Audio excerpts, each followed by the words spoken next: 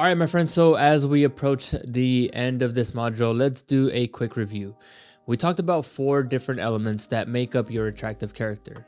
Remember, your attractive character is your personal brand. That is essentially what Russell is talking about in his model, just a different perspective. And the reason why this is so fitting is because it provides a framework for doing it, for building your personal brand.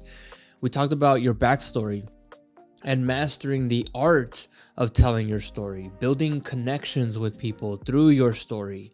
And we also talked about the importance of storytelling in your journey.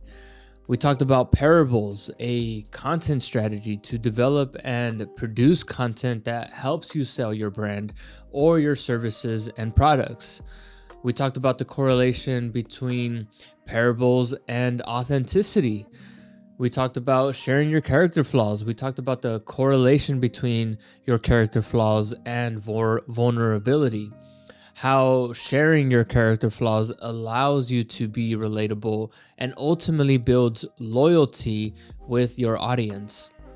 And the last one we talked about accessing new levels in your journey as a content creator, right?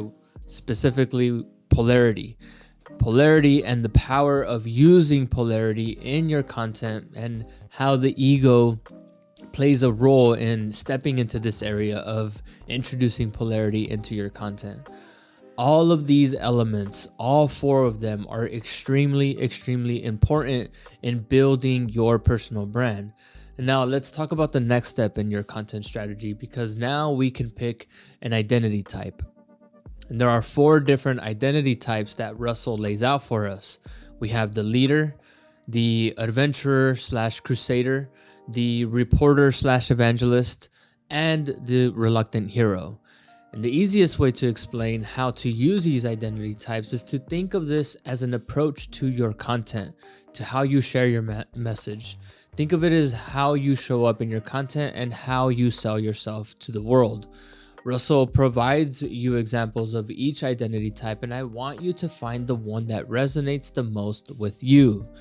And I know, and also know that this is not a permanent thing. Like Russell mentioned, you can leverage different identity types with different marketing campaigns or in different strategies for leveling up your business, trying out different strategies to build your business to the next level.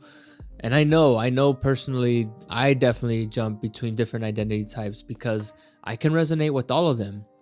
And I can use all of them in my approach to how I share my message, depending on what that is. And what I feel the key to this is knowing and understanding these identity types and how to use each one to your advantage when it comes time to create content or to develop some sort of marketing campaign.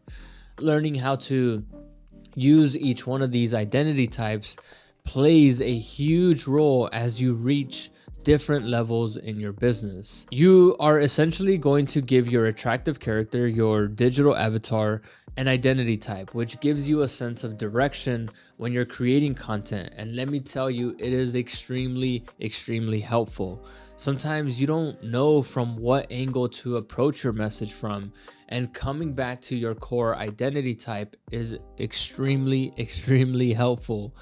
It is the framework for how to approach topics, what stories to tell, and how to engage your audience. You're able to develop a more consistent voice with your audience, and this in turn creates more personal connection.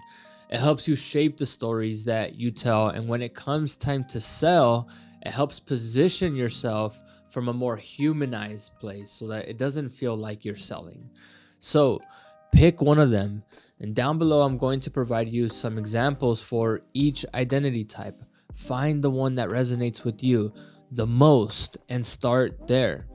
Develop the voice of that identity type and get a sense of what it feels like to create content from that identity type. Practice it and practice it again. So my friends, if you have any questions on these different identity types, again, down below will be some examples that explain further how each of these identity types look. Make sure to pick the one that fits the best for you. Again, if you have any questions, you could either drop them down below or drop them in the community area where we can all learn and benefit from your question together. All right, so in the next video, we are going to be talking about storyline frameworks and how you can implement these into your content strategy. All right, thank you for watching, and I'll catch you guys in the next one.